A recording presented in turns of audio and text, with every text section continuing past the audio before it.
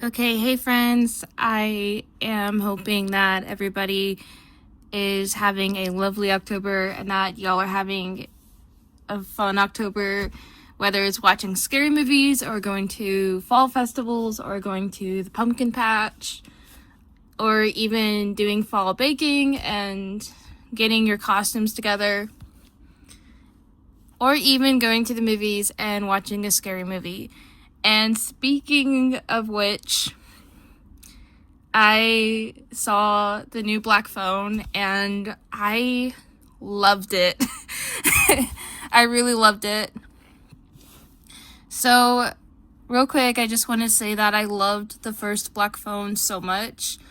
I loved the characters and the originality of it, the acting by the cast, and not only that, but it's actually a personal favorite horror movie of mine. I always loved watching it with my family and even my friends. And I just couldn't wait to see the second one. I was excited to see what happened to Finney and Gwen and what their lives are like since we last saw them. Not just that, but I loved the trailer for it. And man, what a sequel! What a sequel! I love what it does with the characters. I really love the story of Finney and Gwen and their bond with each other. Even the story in this one showing us just how much they mean to each other, and I love that about the sequel. And it's also moving in a way when it comes to their bond and their story in this one. And not just that, but it's funny at times. There's like moments where I chuckled, there's moments when I laughed a little bit, and I wasn't expecting that. It was unexpected, but a good surprise. A really good surprise. And there were moments that were scary and horrifying in other portions, and it is a love letter to horror movies, especially with A Nightmare on Elm Street. And not just that, but I really loved the dream sequences that were in this. The Super 8 camera sequences were incredible.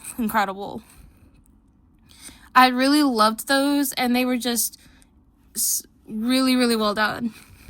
Hats off to Scott Derrickson. And I just loved the cinematography in this. The writing in this one was incredible, and they did an amazing job. And I really loved like the winter setting that is in the second one. And it's also incredible, and I think that people are going to notice like the nod to Friday the 13th, which is Alpine Lake. And in Friday the 13th, it is Camp Crystal Lake. So I think some of my friends that are horror aficionados are going to love that. And not just that, but Mason Thames and Madeline McGraw were incredible in this one. And I loved their emotional range in several scenes. I also really loved seeing Ethan Hawke as the grabber again. He was terrifying in the role. He was intense, and I really hope the cast gets nominated for awards for like award shows coming up. And not just that, but I also loved Miguel Mora in the role of Ernesto, and even Ariana Rivas as Mustang, Damien Bichir as Mando, Anna Laura as Hope. The cast performances were amazing. Everybody knocked it out of the park. And not just that, but it was incredible to see on the big screen. And like the sound in the theater was a huge part of what made it a good experience, especially sitting there with the audience. There are moments that made me jump. And like in the audience, it was like we were all like jumping in unison. but it was really fun though.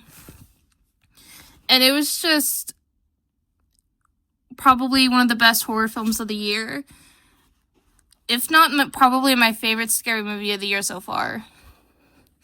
And it's actually an amazing one to see for Halloween, and I think that people that love the first one should go out and see it, because they're going to love what the second one does with the lore and the characters. And I loved that about this one. So thank you guys for listening to my out of theater reaction, and I hope y'all loved this, and see y'all later, Gators.